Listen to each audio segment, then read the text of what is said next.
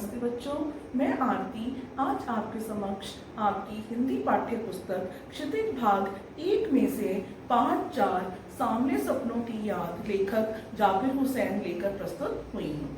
आज हम इसी पाठ का अध्ययन करेंगे। सर्वप्रथम हम कवि लेखक परिचय जान लेते हैं। जाबिर हुसैन का जन्म सन 1945 में गांव नौनही राजगीर जिला नालंदा बिहार में हुआ। वे अंग्रेजी भाषा एवं साहित्य के प्राध्यापक रहे। सक्रिय राजनीति में भाग लेते हुए 1977 में मुंगेर से बिहार विधानसभा के सदस्य निर्वाचित हुए और मंत्री बने। सन 1995 से बिहार विधान परिषद के सभापति हैं। जाबिर हुसैन हिंदू, उर्दू तथा अंग्रेजी 3 भाषाओं में समान अधिकार के साथ लेखन करते रहे हैं। उनकी हिंदी रचनाओं में जो आगे हैं डोला बीबी का मज़ार, अतीत का चेहरा, लोगा, एक नदी रेत भरी प्रमुख हैं। अपने लंबे राजनैतिक सामाजिक जीवन के अनुभवों में उपस्थित आम आदमी के संघर्षों को उन्होंने अपने साहित्य में प्रकट किया है। संघर्षरत आम आदमी और विशिष्ट व्यक्तित्वों पर लिखी गई उनकी डायरियां चर्चित प्रशंसित हुई हैं। जाबिर हुसैन ने डायरी विधा में एक अभिनव प्रयोग किया है जो अपनी प्रस्तुति शैली एवं शिल्प में नवीन है। चलिए अब हम पाठ में आए कठिन शब्दों के अर्थ देखते हैं, समझते हैं। पहला शब्द आता है हुजूम। हुजूम का अर्थ है भीड़, पलायन, दूसरी जगह जाना, एक जगह से दूसरी जगह पर जाकर अपना निवास करना। हरारत, गर्मी, शरीर की ऊर्जा निर्भर होना। मिथक, प्राचीन कथाएं। छाली, सुपारी। गोरैया, एक पक्ष। नैसर्गिक, प्राकृतिक। यायावरी, घुमक्कड़, यायावरी स्वभाव का होना, घुमक्कड़ प्रवृत्ति का होना। जो लोग हमेशा घूमते रहते थे उनमें से सालिम अली भी एक थे, जिसके बारे में आप यह पाठ पढ़ने जा रहे हो। सर्वप्रथम इस पाठ का जो परिचय है यह एक रेखा चित्र है। रेखा चित्र वह होता है जिसमें कोई लेखक किसी के बारे में पूरी जानकारी प्रदान करता है, उसे हम रेखा चित्र कहते हैं। उसके व्यक्तित्व के बारे में आपको जानकारी प्रदान करते हैं, आपको बताते हैं। तो जो सालिम अली थे यह एक बर्ड वॉचर थे। बर्ड वॉचर जो पक्षियों का अध्ययन करते हैं, और सालिम अली का व्यक्तित्व भी कुछ ऐसा ही था। उन्होंने अपना पूरा जीवन जो है वो पक्षियों की खोज, उनकी तलाश, उनकी सुरक्षा के लिए समर्पित कर दिया था। तो आप उन्हीं के बारे में आज पढ़ेंगे। लेखक ने इस पाठ का नाम सामने सपनों की याद क्यों रखा होगा? सर्वप्रथम हम इस पर ही बात करते हैं। सामने सपनों से अभिप्राय यहाँ पर यह है, जो सालिम अली थे उन्होंने अपने जीवन में बहुत से सपने देखे थे पक्षियों की सुरक्षा के लिए, उनके साथ संबंधित रहस्यों को सुलझाने के लिए, और यही सपने जो थे वो उनके बारे में लेखक ने, जाबिर हुसैन ने यहाँ पर चर्चा की है। यह सपने किसके थे? सालिम अली के सपने थे।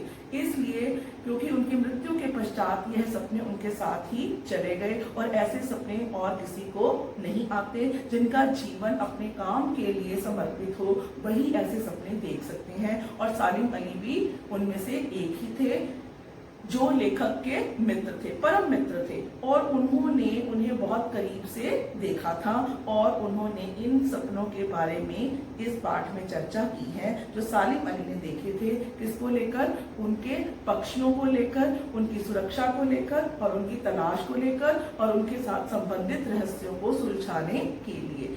इस तरह से अपना जीवन पक्षियों के लिए समर्पित कर देना हर किसी के बस की बात नहीं है, ये हर किसी के लिए संभव नहीं है। तो चलिए हम इस पाठ की ओर बढ़ते हैं। संकेत बिंदु जान लेते हैं। सर्वप्रथम पहला संकेत बिंदु है सालिम अली एक अंतहीन यात्रा। दूसरा, पक्षी प्रेमी, सामने सपनों का महत्व, सालिम अली का व्यक्तित्व, सालिम अली की प्रधानमंत्री से भेंट, लॉरेंस का संस्मरण, सालिम अली की प्रेरणा और ऊंचाइयां। तो सर्वप्रथम हम चर्चा करते हैं सालिम अली एक अंतहीन यात्रा। सामने सपनों की याद एक रेखा चित्र है। इसमें प्रसिद्ध पक्षी प्रेमी सालिम अली के व्यक्तित्व पर चर्चा की गई है। सालिम अली एक अंतहीन यात्रा। सुनहरे पक्षियों के पंखों पर सामने सपनों का एक झुंड सवार है।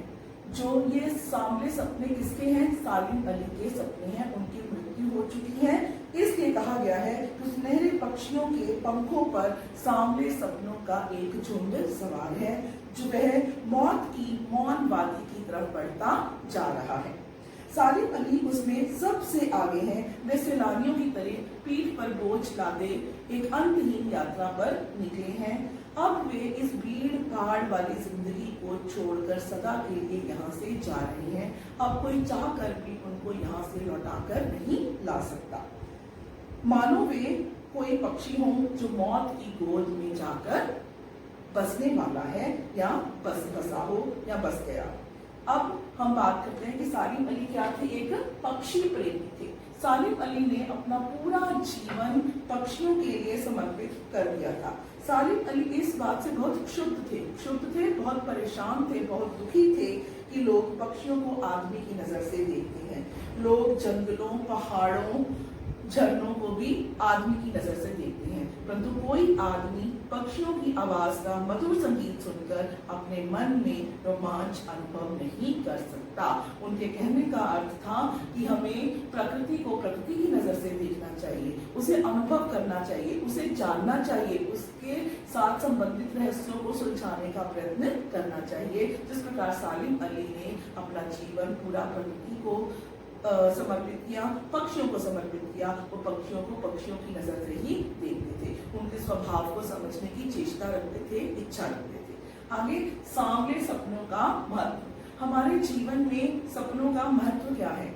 जिस प्रकार पता नहीं कब कृष्ण ने वृंदावन में रासलीला, गोप लीला, माखन लीला, बांसुरी वादन और वन विहार किया था, परंतु आज भी जब हम वृंदावन में यमुना का सांवला जल देखते हैं तो ऐसा लगता है कि श्री कृष्ण अभी आएंगे और यहाँ पर बंसी बजाएंगे। संगीत का जादू पूरी वाटिका पर छा जाएगा। वृंदावन कभी कृष्ण की बांसुरी के जादू से खाली नहीं हुआ। आगे बढ़ते हैं, सालिम अली का व्यक्तित्व। चलिए आगे बढ़ते हैं, सालिम अली का व्यक्तित्व। सालिम अली कमजोर काया वाले व्यक्ति थे। उन 100 वर्ष होने में कुछ दिन शेष थे। लंबी यात्राओं ने उन्हें थका डाला था, क्योंकि वो पक्षियों की खोज में जंगलों में दूर दूर तक निकल जाया करते थे।